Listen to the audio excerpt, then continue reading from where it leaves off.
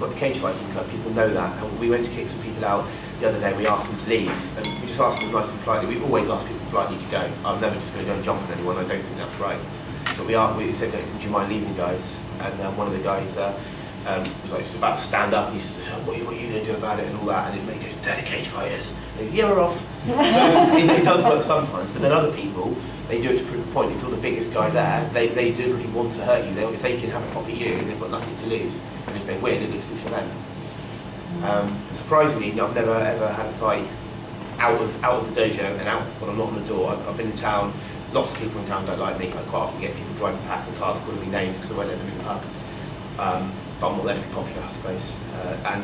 But I've never ever had a fight out in town. I don't believe in that. And obviously, if I did start fighting in town, I'm aiming for my door badge. It'd be that wouldn't set the right sort of.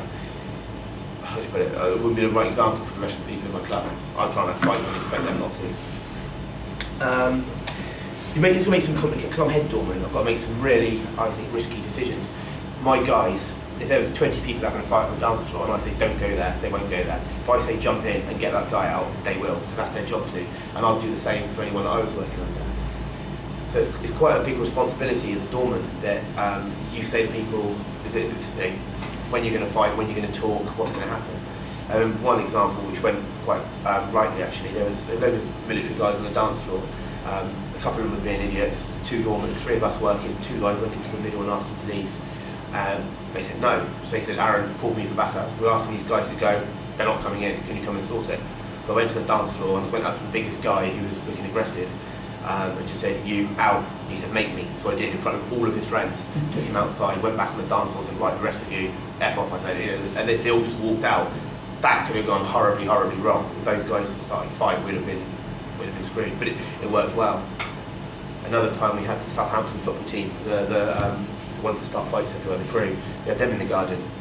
They decided to take a dislike to us, and they were throwing things at us and going. At that point we made a decision not to fight, but to stay on the door, which was good, because then the police turned up and they started on the police, and the police had to shoot their tasers at them and stuff like that. So on that one I made the decision not to fight, but to stay on the door and just like barricade the door so they can't come in.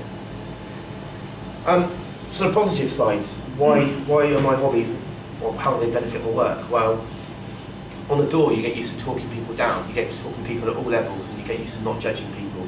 We may get bikers in the pub, you might have old people in the pub, you might used to be really aggressive with this person, and turn around there, the little old lady asking you a question. You've got to like turn your emotions on and off, talk to people at different levels, and just before you go in there trying to throw people out, you've always got to calm the situation down.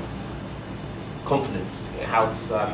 With this and the cage fighting, I mean, some people get nervous about a 40-second speech here or a foresight, but I think if you put it into perspective, what am I doing there? Am I going to go and stand in a cage if somebody's trying to hit me? Or am I going to stand here and give a 10-minute speech? It sort of makes you think you're being a bit stupid about being nervous.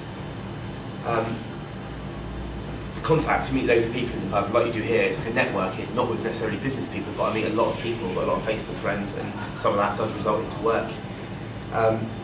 The martial arts help me with the sort of determination and the forward planning. You don't say, I'm going to be a black belt on this and I want it tomorrow. You decide, I've got a 5-year plan or a 6-year plan, that's what I want to do. And it's the same with the work. Since I've been doing that, I've decided I don't want an overnight fix, I'm going to put the effort in and I'm going to work a lot harder. I sleep better, because once I finish training at the end of the evening, I just want to go straight to bed.